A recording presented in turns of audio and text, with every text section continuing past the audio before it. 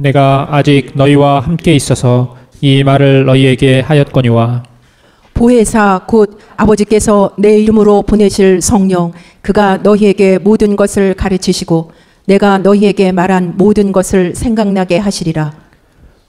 평안을 너희에게 끼치노니 곧 나의 평안을 너희에게 주노라. 내가 너희에게 주는 것은 세상이 주는 것 같지 아니하니라. 너희는 마음에 근심도 말고 두려워하지도 말라. 지난 시간에는 이 거듭난 사람의 표징 세 가지를 봤습니다.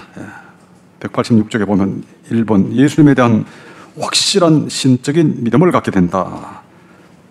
그 다음 2번에 성령의 내적 증거를 갖게 된다. 그 다음에 생수의 강 같은 기쁨이 나타난다. 이 세 가지를 우리 지난 시간에 보셨는데요. 오늘은 이어서 거듭난 사람의 표징 살펴볼 텐데요.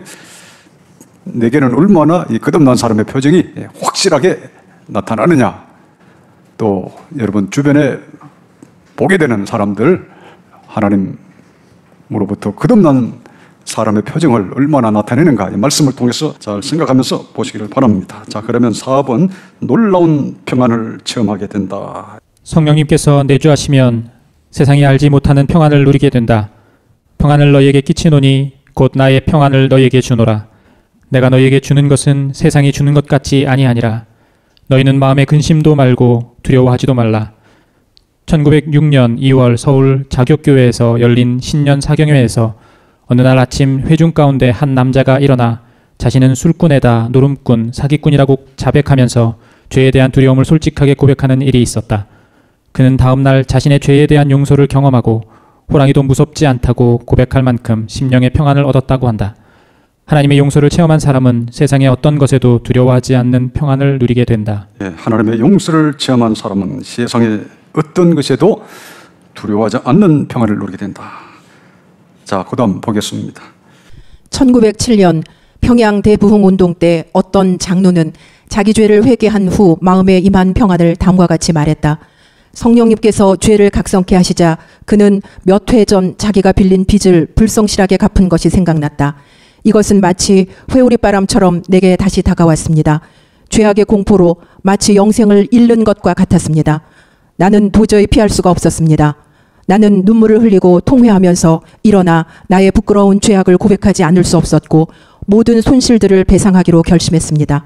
그러자 평화가 이전에는 결코 경험하지 못했던 이상하고 달콤하고 형언할 수 없는 평화가 나를 사로잡는 것 같았습니다. 악인에게는 평화가 없다. 그러나 진실로 회개하고 죄사함 받은 자에게는 세상이 주는 것 같지 않은 평화가 항상 있다. 앞에 보시면 성령님께서 내주하시면 세상이 알지 못하는 평화를 누리게 된다. 유명한 말씀입니다. 그 다음에 요한복음 14장 27절에 보시면 평안을 너희에게 끼치노니 곧 나의 평안을 너희에게 주노라.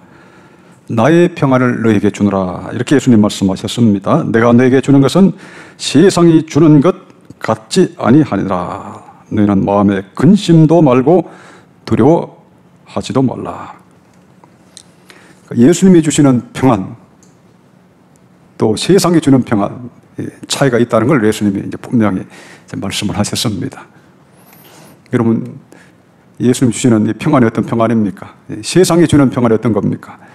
이 세상이 주는 평안은 있다가도 없어지는 거죠. 환경에 따라서 흔들리기도 하고. 그게 세상이 주는 평안입니다. 뭐 어떤 좋은 일이 있으면 평안했다가 또 어려운 일이 닥치면 뭐 죽고 싶다가 뭐 이렇게 되는 게 세상에서 우리가 얻는 평안이에요. 그 세상이 주는 평안은 항상 불안정한 거예요. 근데 예수님이 주시는 평안은 절대 그렇지 않다는 겁니다. 우리 영혼 깊은 곳에서 나오는 이 평안이 예수님이 주시는 평안입니다. 우리 속에 성령님이 계시면 주님이 평안을 주시는데 이것은 세상의 그 어떤 것도 빼앗아갈 수 없는 그런 평안입니다. 우리 성도들도 약간의 외적인 어려움과 고통이 올 수도 있지만 그럼에도 불구하고 우리에게 주신 이 평안은 절대 아무도 빼앗아갈 수 없다는 사실을 알아야 되겠습니다. 자, 그 다음 5번째, 기쁨으로 하나님을 찬미하게 된다.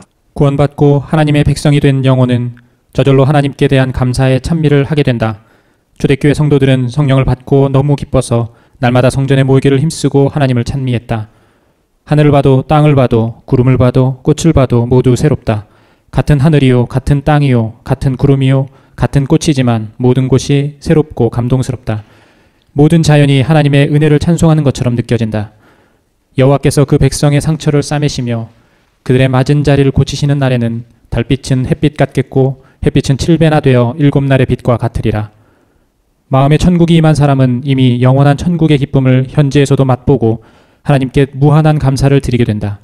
하나님께 무엇이라도 보답하고자 하는 마음이 저절로 생기고 찬미가 저절로 생긴다. 여기 보면 초대교회 성도들은 성령을 받고 너무 기뻐서 날마다 성전에 모이기를 힘쓰고 하나님을 찬미했다. 이때 초대교회 성도들의 형편이 꼭 좋았던 건 아닙니다. 로마의 식민지로 살았고 상당수가 아주 힘든 삶을 살았습니다. 그럼에도 불구하고 이 초대교회 성도들이 성령을 받았을 때 여기 보면 너무 기뻐서 날마다 성전에 모이기를 힘쓰고 하나님을 찬미했다. 그렇게 성경에 나와 있습니다. 날마다 성전에 모이기를 힘쓰고 하나님을 찬미했다. 하나님을 찬미하고 싶은 마음에 자발적으로 흘러넘쳐서 모여서 기도하고 하나님의 말씀으로 가르침을 받고 또 말씀 안에서 교통하고 또 하나님을 찬미하고 이게 저절로 된 거예요. 그러니까 진짜 성령이 오시고 진짜 거듭남의 은혜 받는다는 건 대단한 겁니다. 자, 그 다음에 6번째 신의 성품을 갖게 된다. 성령님께서 내주하시면 하나님의 거룩하심처럼 우리의 본성이 거룩하게 변화된다. 베드로후서 1장 4절을 보라. 이로써 그 보배롭고 지극히 큰 약속을 우리에게 주사 이 약속으로 말미암아 너희로 정욕을 인하여 세상에서 썩어질 것을 피하여 신의 성품에 참여하는 자가 되게 하려 하셨으니 성령을 받은 후 스스로 자신을 돌아보면 온 영혼이 새롭게 되었음을 자각하게 된다. 보라 새 것이 되었도다 하고 스스로 놀라게 된다. 그런즉 누구든지 그리스도 안에 있으면 새로운 피조물이라 이전 것은 지나갔으니 보라 새 것이 되었도다. 성령님께서 내주하시면 하나님의 거룩하심처럼 우리의 본성이 거룩하게 변화된다. 이건 자주 보셨습니다. 그 다음에 7번을 보겠습니다. 성령이 임한 사람은 내가 주님 안에 있고 주님께서 내 안에 계신 것을 자각하게 된다. 이것을 그리스도와 신비한 연합이라고 한다. 그날에는 내가 아버지 안에 너희가 내 안에 내가 너희 안에 있는 것을 너희가 알리라. 그의 성령을 우리에게 주심으로 우리가 그 안에 거하고 그가 우리 안에 거하시는 줄을 아느니라. 순교의 제물이었던 초대교회 지도자 이그나티우스에게 트라야누스 황제가 너는 누구냐? 라고 물었다. 그 질문에 이그나티우스는 나는 가슴속에 그리스도를 갖고 있는 자, 하나님의 형상을 가진 자입니다. 그분은 저를 위하여 십자가에 못 박힌 분이십니다. 라고 대답했다. 참 대단하죠. 이그나티우스. 초대교회 교부 중에 한 분입니다. 유명한 분이죠. 트라야누스 황제가 너는 누구냐라고 물었을 때 이그나티우스 이렇게 대답했죠. 나는 가슴속에 그리스도를 갖고 있는 자, 하나님의 형상을 가진 자입니다. 이 정도로 대답할 정도로 자신감이 있어야 순교도 아주 기쁘게 할 수가 있습니다. 자, 그 다음에 8번째 하나님의 사랑이 부어짐으로 하나님과 성도들을 사랑하는 사람이 된다. 순서상 이것을 8번째로 소개하지만 이것이 거듭난 자의 가장 큰 특징이요 가장 중요한 특징이다. 왜냐하면 하나님은 사랑이시기 때문이다. 사랑하는 자는 하나님께로 난 자요 사랑이 없는 자는 마귀에 속한 자다. 에드워즈는 다음과 같이 말했다. 사랑은 하나님의 성령께서 주시는 은혜 가운데 가장 중요한 것이며 모든 참된 신앙의 생명이고 본질이며 총체입니다. 첫째로 거듭난 사람은 자기 심령에 부어진 하나님의 사랑으로 하나님을 뜨겁게 사랑한다. 웨슬리는 중생한 사람의 첫 번째 특징으로 하나님께 대한 사랑을 말하였다. 웨슬리는 90% 크리스찬은 하나님 앞에 아무런 소용이 없다고 전제한 후 온전한 크리스찬의 특징을 다음과 같이 말했다. 만일 온전한 크리스찬은 이 이상의 무엇을 의미하는가 라고 묻는다면 나는 대답합니다. 먼저 하나님의 사랑입니다. 왜냐하면 하나님의 말씀은 다음과 같이 말하고 있기 때문입니다. 내 마음을 다하며 목숨을 다하며 힘을 다하며 뜻을 다하여 주 너희 하나님을 사랑하라. 이 하나님의 사랑은 그의 온 마음을 차지하고 모든 정서를 빼앗고 영혼 전부를 채우며 영혼의 모든 기능을 최대한 장악합니다. 여기 보면 사랑하는 자는 하나님께 난 자요 사랑이 없는 자는 마귀에 속한 자다. 그렇죠? 사랑이 없는 자는 하나님께로 나지 않았다. 이 사랑이 그만큼 중요하다는 겁니다. 여기 보면 첫째로 이 하나님의 사랑은 그의 온 마음을 차지하고 모든 정수를 빼앗고 영혼 전부를 채우며 영혼의 모든 기능을 최대한 장악합니다. 웨슬리 목사님이 설명한 겁니다. 그의 온 마음을 차지하고 모든 정수를 빼앗는다. 이렇게 돼야 제대로 거듭난 것이다. almost 크리스찬이 되어서는 안 되고 all together 크리스찬이 되어야 된다. 온전한 그리스도인이 되어야 된다.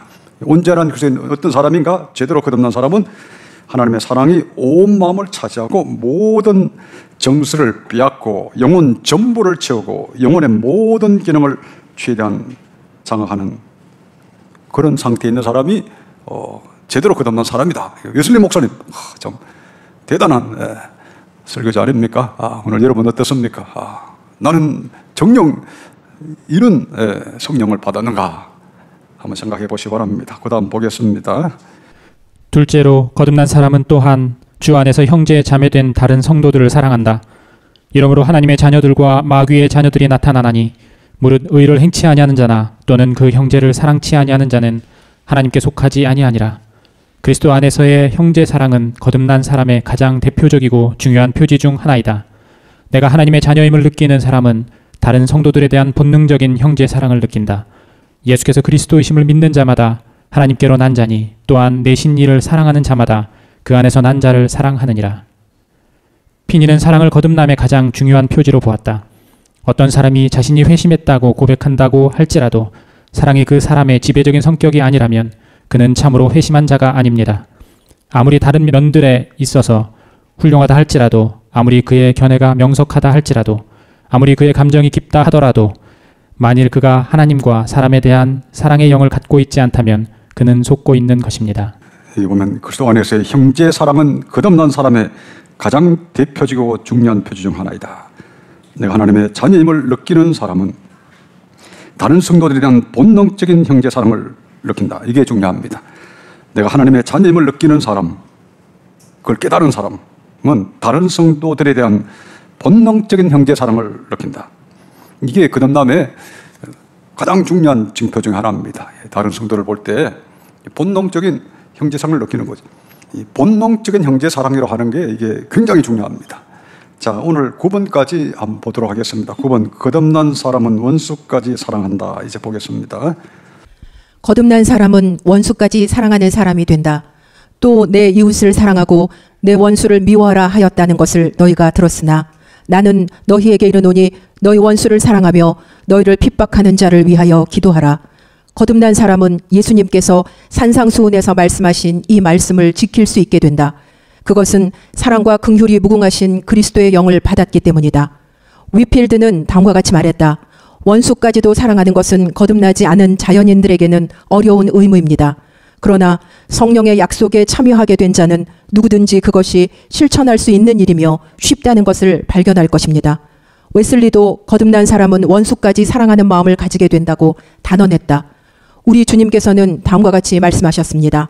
내 이웃을 내 몸과 같이 사랑하라. 누가 나의 이웃입니까? 라고 묻는 자가 있다면 우리는 대답합니다. 세상의 모든 사람들이 우리의 이웃입니다. 모든 육체의 영의 아버지이신 하나님의 모든 소생들입니다. 또 우리는 결코 우리의 적들 혹은 하나님의 적들이나 그들의 영혼을 제외할 이유는 없습니다. 오히려 모든 크리스천은 그런 사람들도 자신과 같이 사랑합니다. 대단하죠? 거듭난 사람은 원수까지 사랑한다. 그러니까 이 진짜 거듭난 사람은 이 원수까지 사랑하는 마음. 이때 원수를 사랑하는 마음은 성도를 사랑하는 건 차원이 다릅니다. 이걸 제가 자주 설명했습니다. 성도들에 대한 사랑은 만족적 사랑이라 이렇게 말할 수가 있고 원수들에 대한 사랑은 긍휼의 사랑이라 이렇게 봐야 됩니다. 사랑에는 두 가지 종류의 사랑이 있습니다. 특별히 우리가 이 형제를 사랑하는 것하고 또 원수까지 사랑하는 것, 이게 차원이 달라요. 어떤 사람들은 원수를 어떻게 사랑합니까? 나를 괴롭혔던 사람, 지금도 괴롭히고 있는 사람을 어떻게 사랑합니까? 최근에 어떤 사람이 말한 걸 보니까 원수는 뭐 사랑하되 적은 뭐 미워해야 된다, 뭐 이렇게 아주 강하게 이야기하는 걸 한번 봤는데, 성경에 원수를 사랑하라 하는 게 영어로는 enemy 이렇게 되어 있습니다. 뭐 적. 그러니까 성경에는 적을 사랑하라고 되어 있어요. enemy. 적이라는 한글 사전에 보면 원수도 포함되고 또 서로 대치하고 있는, 싸우고 있는 상대방을 적이라 이렇게 말하기도 합니다. 그 원수가 뭐냐? 원한이 있는 사람을 우리 한국말로는 원수라 그럽니다. 사전적으로 원한에 관계가 있는 사람, 원한이 있는 대상이 이제 원수라 그래. 근데 성경에는 내 원수를 사랑하라 했을 때 영어 성경에는 enemy, 적을 사랑하라 이렇게 되어 있습니다. 그래서 원수를 사랑하되 적은 미워하라, 이게 꼭 그 바른 말은 아닙니다. 성경적으로는 적을 사랑하라 이렇게 되어 있어요. 적을 사랑하라, 적을 사랑해라. 성경에는 그렇게 되어 있습니다. 이럴 때 그러면 어떻게 사랑하라는 말이냐? 나를 지금 죽이려고 하는데, 나를 죽이려고 하고 원한을 맺게 하고 나를 괴롭혔고 한을, 씻을 수 없는 한을 주었는데 어떻게 사랑하냐? 그게 원수죠. 원수이자 적이죠. 그러나 성경에는 예수님 말씀 분명하잖아요. 원수를 사랑하며 너희를 핍박하는 자를 위하여 기도하라. 간단합니다. 그렇죠. 또 내 옷을 사랑하고 내 원수를 미워하라 하였다는 것을 너희가 들었으나 나는 너희에게 이르노니 너희 원수를 사랑하며 너희를 핍박하는 자를 위하여 기도하라. 이게 산상수훈에 있는 말씀이잖아요. 사람들이 야, 이거 어떻게 지키느냐? 응? 원수가 아니라 내 가족도 사랑하지 못하는데 어떻게 원수를 사랑하느냐? 원수가 아니라 그냥 성도들도 제대로 사랑 못하는데 어떻게 원수를 사랑하느냐? 그러나 성경은 원수를 사랑하라고 되어 있습니다. 성경, 예수님 말씀에. 이게 산상수훈이요, 이것이 석유왕과 바리새인보다 너희 의가 더 낫지 못하면 결단코 천국에 들어가지 못하라 하셨을 때 주신 말씀이에요. 그래서 휘필드라든지 조지 필드라든지 또 존 웨슬리 목사님은 성령을 받으면 쉽다. 그리고 웨슬리 목사님이 하신 말씀이 바로 그런 의미입니다. 우리는 결코 우리의 적들 혹은 하나님의 적들이나 그들의 영혼을 제어할 이유는 없습니다. 오히려 모든 크리스찬은 그런 사람들도 자신과 같이 사랑합니다. 그러니까 우리 신약 성도들에게 명령하신, 또 말씀하신 이 도덕적, 윤리적 이 삶의 수준이라고 하는 것은 상당히 높은 겁니다. 자, 마태복음 찾아봅시다. 마태복음 5장 43절에서 48절 읽어보시 바랍니다. 시작. 또 내 이웃을 사랑하고 내 원수를 미워하라 하였다는 것을 너희가 들었으나 나는 너희에게 이르노니 너희 원수를 사랑하며 너희를 핍박하는 자를 위하여 기도하라. 이같이 한즉 하늘에 계신 너희 아버지의 아들이 되리니 이는 하나님이 그 해를 악인과 선인에게 비치게 하시며 비를 의로운 자와 불의한 자에게 내리우심이니라. 너희가 너희를 사랑하는 자를 사랑하면 무슨 상이 있으리요? 세리도 이같이 아니하느냐? 또 너희가 너희 형제에게만 무난하면 남보다 더 하는 것이 무엇이냐? 이방인들도 이같이 아니하느냐? 그러므로 하늘에 계신 너희 아버지의 온전하심과 같이 너희도 온전하라. 그래서 원수를 사랑하라 했을 때 많은 사람들이 이제 어려움에 빠집니다. 나를 이렇게 그렇게 손해를 끼치고 지금도 손해를 끼치고 있는 그런 사람을 어떻게 사랑을 할 수 있습니까? 뭐 용서는 할 수 있지만 어떻게 사랑을 할 수 있습니까?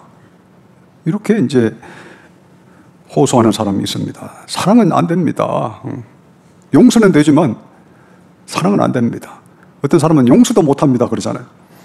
용서까지는 하겠는데 사랑은 못 하겠습니다. 그러면 천국 갈까요? 천국 못 가는 거죠. 이 원수에 대한 사랑은 이 자비의 사랑입니다. 긍휼의 사랑. 불쌍히 여기는 마음. 그러니까 원수가 아무리 나를 괴롭혔다 하더라도 긍휼히 여길 수 있어야 됩니다.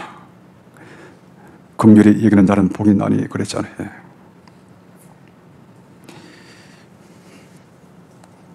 그리고 성도들에 대한 사랑은 이 만족의 사랑, 성도들 영혼 속에 있는 거룩함, 하나님의 형상을 보고 사랑하는 것, 이게 본능적 사랑입니다. 이것은 이 성도들 간에 있는 사랑이죠. 오늘날 종말이 되어서 거짓 신자가 많습니다. 가라지가 많습니다. 이 가라지가 하는 최악의 일, 최고로 나쁜 일이 이 본능적 사랑을 못하게 하는 거예요. 그러니까 이 교회가 중요한 겁니다. 교회가 그냥 교회가 중요한 게 아니고 진짜 거듭난 자들의 교회가 중요한 거예요. 그래서 진짜 본능적 사랑이, 자발적 사랑이 자동적으로 흘러넘치는 그런 교회가 돼야지. 그래야 행융합이 됩니다. 그래서 우리 성도들은 어느 정도로 하나님이 우리를 지금 거룩하게 하시느냐. 지금 오늘 9번째까지 보셨는데 이걸 잘 여러분 보시면서 느꼈을 겁니다. 이 어떤 그림이 그려집니까? 그러니까 이 수준이 보통 우리가 일반적으로 생각하는 것보다 이 수준이 엄청나게 높다 하는 걸 느꼈을 겁니다. 그걸 못 느꼈으면 제대로 못 읽은 거예요. 예. 이거 진짜 거듭난 사람은 이 수준이 엄청 높구나. 엄청나게 고결한 것이구나. 어떻습니까? 신의 성품을 가졌고 또 놀라운 평안을 가지고 하나님의 주신 기쁨을 가지고 형제를 사랑하되 본능적으로 사랑하고 그리고 원수까지 사랑하는 그런 마음을 가진 자, 이 사람이 이제 거듭난 사람이죠. 그러니까 이 거짓 선자 또 거짓 교인 이 판단하기가 쉽잖아요. 수준이 이렇게 고결하고 높아야 이 사람이 거듭난 사람입니다. 성경적으로. 마태복음 7장 15절부터 보겠습니다. 15절에서 20절까지 남반여반 이렇게 읽어보시 바랍니다. 시작.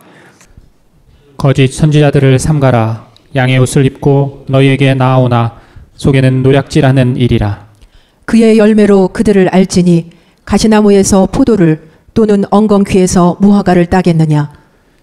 이와 같이 좋은 나무마다 아름다운 열매를 맺고 못된 나무가 나쁜 열매를 맺나니 좋은 나무가 나쁜 열매를 맺을 수 없고 못된 나무가 아름다운 열매를 맺을 수 없느니라.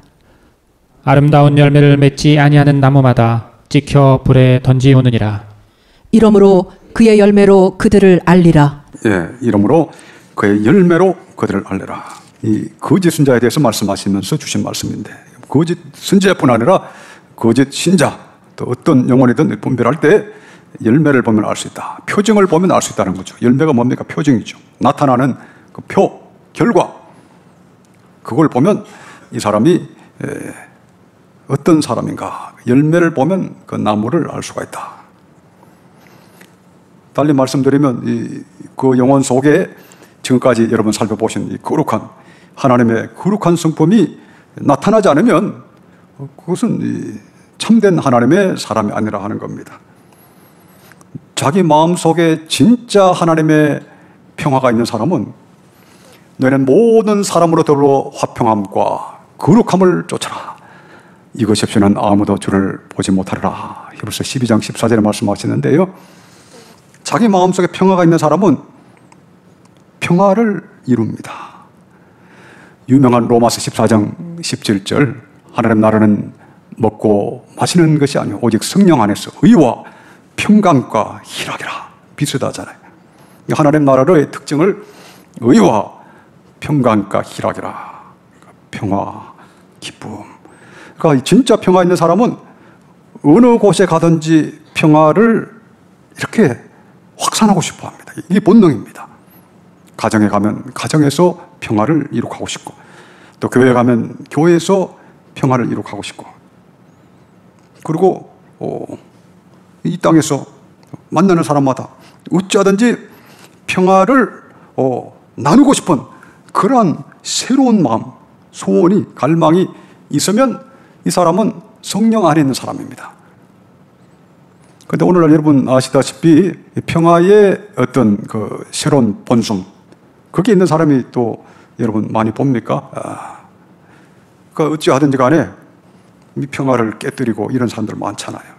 그러니까 그런 사람들 보면 본인 안에 평화가 확실히 없어요. 그리고 가정이나 주변에 보면 평화가 없어요. 그러니까 열매를 보면 압니다. 꼭 교회 안에서뿐만 아니라 이 사적 생활, 가정 생활 보면 동일해요. 이거 같은 사람이니까 평화가 있는 사람은 계속해서 평화를 위해서 살게 됩니다. 또 사랑과 희락과 화평, 기쁨 있는 사람은 내 속에 하나님이 주신 기쁨 있는 사람은 이제 다른 사람에게 기쁨을 주기 위해서 무엇인가를 합니다. 뭐 교회 안에서는 또 자기 은사로 또 다른 성도를 기쁘게 하기 위해서, 또 사회에서는 사회에서 다른 영혼들을, 다른 사람들을 기쁘게 하기 위해서 뭔가를 합니다. 딴 사람을 기쁘게 하기 위해서 뭔가를 실질적으로 합니다. 이 사람은 그 열매로 보면 성령 안에 있는 사람이에요. 그런데 이런 일을 안 하는 사람이 있습니다. 가는 곳마다 그냥 불평, 불만하고 기쁨이 아니라 아주 어떻게 보면 파괴를 주고 우울함을 주고 이런 사람도 많습니다. 그렇게 보면 이 시대에 지금 우리 사회가 어둡고 교회가 어두운 거는 진정한 의미에서 거듭남의 은혜를 받은 사람이 죽기 때문에 그런 거죠. 저 사람 옆에 가면 항상 기쁨을 주더라, 또 평화를 주더라, 진정한 2차 사랑이 뭔지 알게 하더라. 이런 사람이 많으면 이 교회가 얼마나 건강하겠습니까? 사회도 건강해지죠.